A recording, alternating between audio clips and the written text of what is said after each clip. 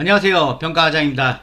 5월에 시작이 벌써 됐습니다. 5월 가정의 달이라고 하는데 우리 성인들은 잔인한 달이긴 하죠. 우리 직장인들한테 어린이날이 있고요. 어버이날 있고 뭐 스승의 날, 그래서 성년의 날, 뭐 제 생일도 있긴 한데 다양한 기념일이 있습니다. 물론 빨간 날이 많아 좋긴 하면서도 돈이 많이 나가는 어떤 가정의 달, 행복의 달이면서 좀 잔인한 달, 돈에 여유가 있다면 좀 풍족하지만 그게 아니면 5월달은 지출이 어떤 명절에 버금가는 한 달이 될 것 같습니다. 날이 또 풀려가지고 여행도 다니시고 막 할 텐데 그래도 좀 가족과 행복한 가정의 달을 보내시기 바랍니다. 자, 제가 지정제 영상도 좀 준비한다고 말씀을 드렸잖아요. 어느 정도 이제 자료가 모아가고 있고 지정 바이블 해가지고 뭐 하나로 바이블 형태로 제가 지금 만들고 있습니다. 평가와 갱신, 그래서 그러니까 한마디로 설치 신고부터 운영까지 이런 책을 지금 하나씩 구성하고 만들고 있으니까요. 어느 정도 완성이 되고 하면 아마 영상으로 준비할 거고, 지정갱신제 또는 지정제, 우리 시설 인허가 개념인데, 기간 인허가 개념인데 가장과 함께 걱정하지 않으셔도 됩니다. 아셨죠? 자, 오늘 강의를 시작하도록 하겠습니다. 오늘은 제과평가 마스터하기 종합정리 19강 수급자 알권리 보장입니다. 수급자 알권리 보장은 쉽게 생각하시면 게시 항목입니다. 우리 평가 전체 항목에서 기관 내부에 또는 온라인에 게시해야 되는 항목은 딱 이 하나 항목이라고 봐주시면 되세요. 이 하나의 항목. 따라서 이 수급자 알권리 보장은 게시 항목이다. 우리 기관 내부 오프라인과 또는 롱텀에 있는 우리 기관 정보 온라인, 이 두 개에 대한 게시 항목이라고 봐주시면 됩니다. 아셨죠? 자, 기본 지식을 좀 보도록 하겠습니다. 이 항목은 3점 항목이 배정되어 있고요. 뭐 방문 그룹과 주간보 또는 이거는 요양원에도 기본적으로 있는 항목이라고 봐주시면 되세요. 자, 평가 항목은 말씀드렸죠. 사무실 게시판을 확인하고요. 또는 전산, 우리 롱텀 케어에 있는 기관 정보 있죠.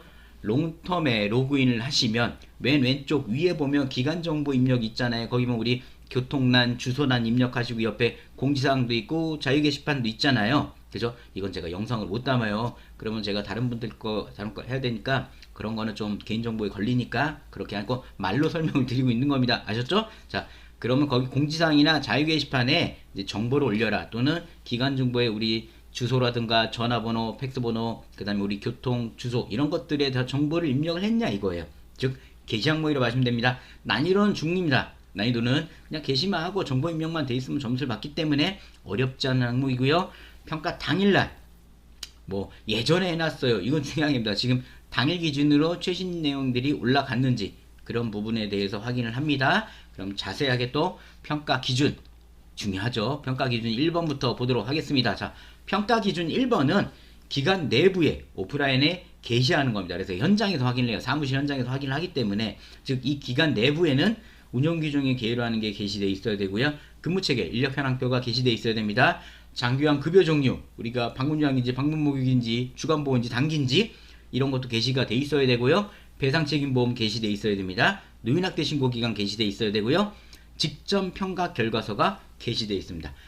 이게 딱 게시 항목이에요. 이거 외에 뭐 급여 제공 지침이라든가 뭐 다양하게들 기관 간부 내부에 많이 돼 있는데 그거는 선택 항목. 필수적으로 하셔야 될 거는 여기 보고 계시는 이 6개가 필수 오프라인 우리 사무실에 출력해가지고 게시해야 되는 항목이라고 봐주시면 되세요. 이해되셨나요? 그래서 이것만 게시를 하고 계시면 돼요. 그럼 자세하게 좀 응용편에 가서 보시면 되지만 자, 여기 보신 것처럼 운영 규정의 개요. 자세한 소식은 응용편에 가시면 제가 작성본까지 다 해놨습니다. 비상연락망, 그 다음에 인력 현황표, 근무체계죠.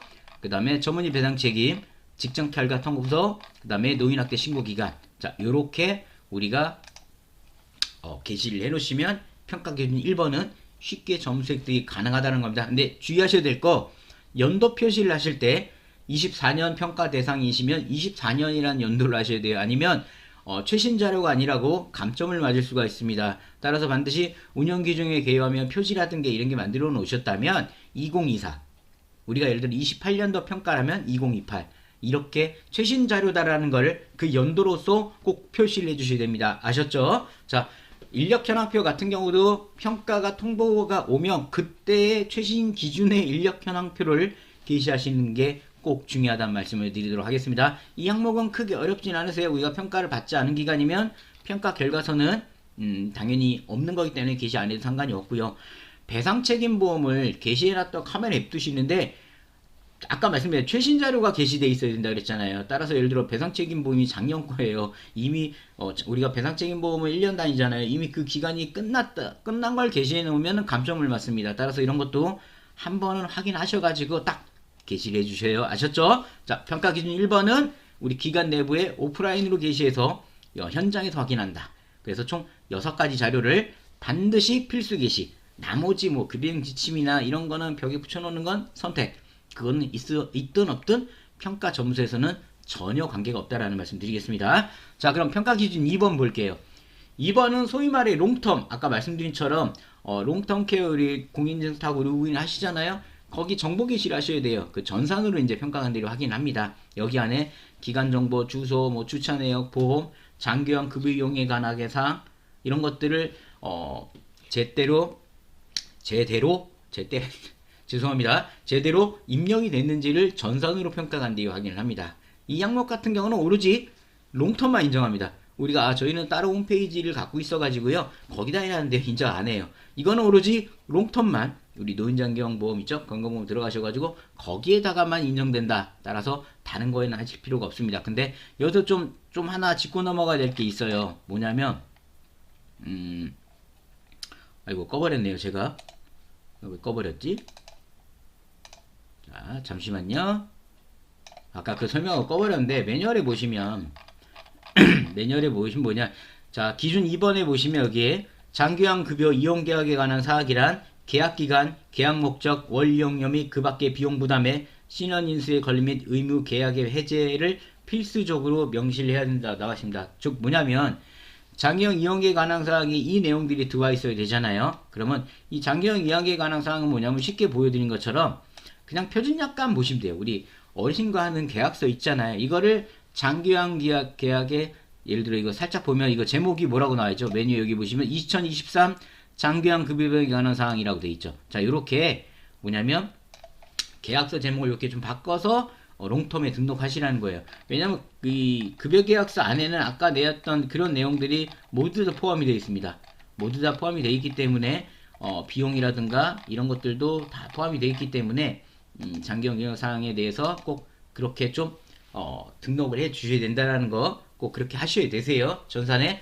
따라서 지금 뭐 23년 거 안 했는데요. 22년 거 안 했는데요. 걱정하지 않으셔도 돼요. 올해 거라도 입력을 해 놓으시면 점수 획득이 가능하시기 때문에 지금 24년 거라도 반드시 등록을 제목은 공지사항이나 어디다 등록을 하냐면 롱텀에 로그인 하시면 아까 주소 그 다음 교통난 옆에 보신 공지사항 자유게시판 입력하는 데 있습니다.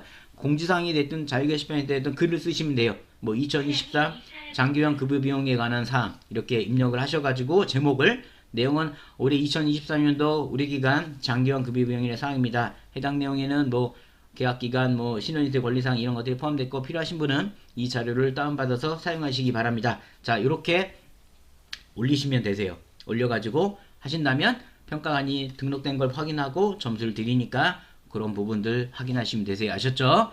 자, 평가 기준 3번입니다. 이건 뭐냐면 평가 기준 2번의 내용을 지체 없이 수정했냐 이겁니다.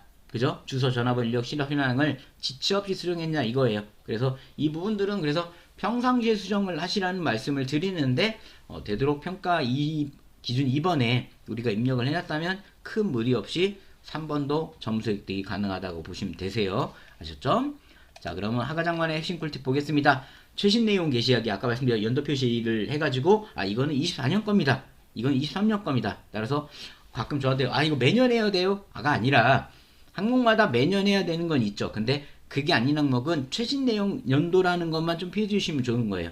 2023이면 2023 지금 2024니까 2024죠. 우리가 또 장기형 급여 비용에 관한 사항은 표준약관의 내용에 좀 보완해서 그거를 파일명을 바꿔서 올리면 쉽게 저 파일 내용이 인정이 된다. 자, 마지막입니다. 오늘이라도 빨리 하세요. 이거는 오늘이라도 하면 오늘 하루 만에 끝낼 내용입니다. 따라서 게시해야 될 항목이다 보니까 우리가 충분하게 게시를 진행할 수 있다는 말씀을 드리도록 하겠습니다. 자, 오늘 제가 평가 마스터하기 종합정리 19강 수급자 알권리 보장 우리 게시 항목이죠. 게시 항목에 대해서 말씀을 드렸습니다. 정말 숨가쁘게 지난 재가기간 평가를 지금 1년 반, 이제 벌써 5월이면 이제 1년 반째 진행을 하고 있습니다. 많은 기관들 평가가 마무리가 됐고, 이제 저도 앞으로도 평가를 이제 좀 몇몇 기관들이 또 마무리를 해야 되지만, 근데 또 요양원이 시작이 되네요. 요양원 전화들이 오고 있는데, 우리 시청하신 분들은 그래도 평가가 끝나면 그동안 했던 정보를 바탕으로 또 해나가셔야 되잖아요. 그러면 당부 하나 드릴게요. 제발. 제가 영상에서 말씀드리는 위주로 좀 하시고, 어디서 또 카더라 듣고 이거 합치고 저거 합치고 하시면 나중에 평가 때 이게 산으로 가고 있어요. 평가 준비가. 딱 하나의 기준대로 우리 기관에 수용할 수 있고, 우리 기관에서 이거를 할 수 있는 걸로만 진행해서 하시는 게 훨씬 낫다는 말씀으로 오늘 영상을 마무리하도록 하겠습니다. 저는 하과장이었고요. 다음 이 시간에 또 인사드리도록 하겠습니다. 저는 하과장이었습니다. 감사합니다.